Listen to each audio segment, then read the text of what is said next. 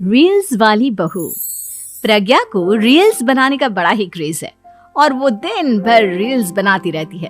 खाते पीते घूमते फिरते घर में कॉलेज में रील्स बनाने के कारण प्रज्ञा पूरे कॉलेज में हाईलाइटेड है।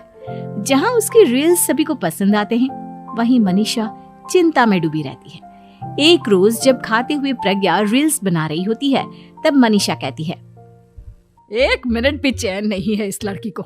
ये नहीं कि खाना तो आराम से खा ले, लेकिन नहीं, अरे थोड़ी देर रील्स नहीं बनाओगी तो आसमान नहीं टूट पड़ेगा। अरे मम्मी, इसी को तो कहते हैं डिटर्मिनेशन। तुम नहीं समझोगी ये सब। भगवान, इस लड़की को सद्बुद्धि दे। जब देखो तब टेढ़ा बाका मुंह बनाती रहती है। मनीषा की बात का प्रज्ञा पर जरा भी असर नहीं होता और वो खाते खाते रील्स बनाती रहती है। दिन बीतने लगते हैं और देखते देखते प्रज्ञा का कॉलेज भी खत्म हो जाता है। आए दिन कोई ना कोई मनीषा को प्रज्ञा की शादी करवाने का सुझाव दे जाता है। सब ठीक ही कहते हैं, प्रज्ञा की शादी कर देनी चाहिए। अपने घर के काम काज में व्यस्त हो जाएगी तो खुद ही ये रील्स और नाच गाना बंद हो जाएगा। मनीषा और प्रेम प्रज्ञा के लिए एक अच्छा लड़का ढूंढने लगते हैं और तभी विकी का रिश्ता प्रज्ञा के लिए आता है, जिसने प्रज्ञा को उसकी रील्स देखकर पसंद कर लिया था। अगले दिन विकी अपने माता पिता के साथ प्रज्ञा के घर पहुंच जाता है और प्रज्ञा साड़ी पहने हाथों में चाय की ट्रे लिए उनके सामने आती है। जब विकी को पसंद है तो हमें भी बहू पसंद है। बहन जी, आप बारात की तैयारी कीजिए। एक बार लड़का लड़की अकेले में बात कर ले तो अच्छा रहेगा। हाँ हाँ, क्यों नहीं। मनीषा विकी को प्रज्ञा के कमरे में भेजती है, जहां प्रज्ञा पहले से ही रील्स बना रही होती है। तभी विकी कहता है, आ गए आपके साजन जी। हमारे साथ ये रील्स कंप्लीट करती तो और भी अच्छा रहता। अच्छा जी, अब आ ही गए हैं तो बना ही लेती हूँ आपके साथ। दोनों मिलकर रील्स बनाते हैं। जब वी मीट और तुरंत पोस्ट भी कर देते हैं। फिर विकी कहता है, जब आप साड़ी में चाय लेकर आई तब मुझे लगा कि कहीं मैं गलत घर में तो नहीं आ गया। अब सही है। दोनों की शादी पक्की हो जाती है और शादी के दिन भी प्रज्ञा रील्स बनाने से चूकती नहीं। यहाँ तक कि बारात के समय भी नाचते हुए रील्स बनाती है। सभी लोग प्रज्ञा की तारीफ के पुल बांध देते हैं और प्रज्ञा नाचती गाती अपने ससुराल चली जाती है। सब कुछ अच्छा चल रहा होता है। प्रज्ञा यहाँ भी दिन भर हर चीज की रील्स बनाती रहती है। लेकिन कुछ दिनों के बाद जब सुनीता कहती है, बहू, ये रील्स के साथ साथ कुछ काम भी कर लिया करो। वैसे तुझे और क्या क्या बनाना आता है? मम्मी जी, वैसे तो सब कहते हैं कि मैं सब कुछ अच्छा बनाती हूँ, लेकिन मुझे लगता है कि मैं मैगी अच्छा बना लेती हूँ। हाँ, कॉफी भी अच्छा बना लेती हूँ और मुंह तो सबसे अच्छा बना लेती हूँ। हैं? अच्छा अच्छा।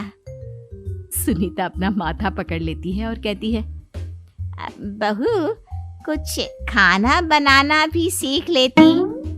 मम्मी जी, मैं लंबी प्लानिंग कर रही हूँ। जल्दी ही मैं इतनी फेमस हो जाऊंगी कि मुझे पैसे मिलने लगेंगे। हम दोनों सास बहू राज करेंगे, राज।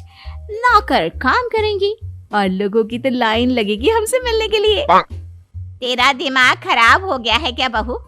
हंसी मजाक तक ठीक है, लेकिन इस तरह घर नहीं चलते। जितना जल्दी हो इस घर के तौर तरीकों को सीख लो।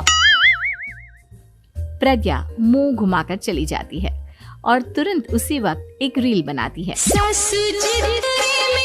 ये देख सुनीता का गुस्सा 7वें आसमान पर चला जाता है और विकी के घर आती ही सुनीता उसे सब कुछ बताती है। विकी भी अब प्रज्ञा की इन हरकतों से परेशान हो जाता है। तुम टेंशन मत लो मम्मा, मैं देख लूंगा।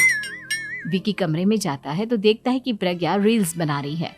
विकी बड़े ही प्यार से प्रज्ञा से कहता है, प्रज्ञा, इन सब के लिए मैं तुम्हें मना नहीं कर रहा हूँ, लेकिन फिर भी हर वक्त तो ये अच्छा नहीं लगता ना। समझने की कोशिश करो, मुझे भी तुम्हारा थोड़ा वक्त चाहिए।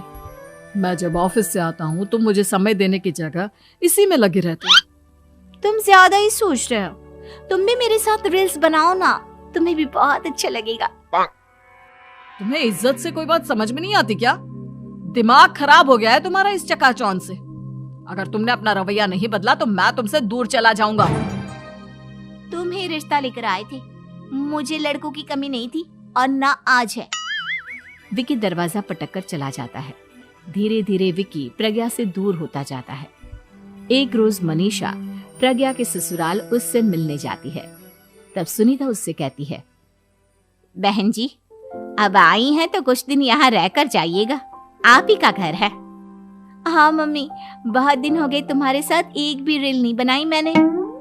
प्रज्ञा तुरंत अपने फोन में रील्स ऑन कर लेती है। ये सब मुझसे नहीं होता। तेरा ये भूत अभी तक नहीं उतरा क्या? बहन जी, आप कुछ कहती नहीं क्या इसे? जब आप ही कुछ नहीं कर पाई तो मैं कर ही क्या सकती हूँ। सास तो वैसी ही बदनाम है। शाम को घर की लाइट चली जाती है और मनीषा प्रज्ञा से कहती है, मेरे घुटनों में बहुत दर्द हो रहा है, तू लाइट का कुछ इंतजाम करना बेटा। अच्छा, कैंडल जला देती हूँ मम्मा। प्रज्ञा गाते हुए कैंडल जलाती है और खिड़की के पर्दे के पास रख देती है। मनीषा, जिसे बहुत दर्द हो रहा है, वो सो जाती है और प्रज्ञा हमेशा की तरह अपने रील्स में लग जाती है। उधर कैंडल की वजह से पर्दा आग पकड़ लेता है और मनीषा के कमरे में आग लग जाती है। बचाओ, कोई है, बचाओ।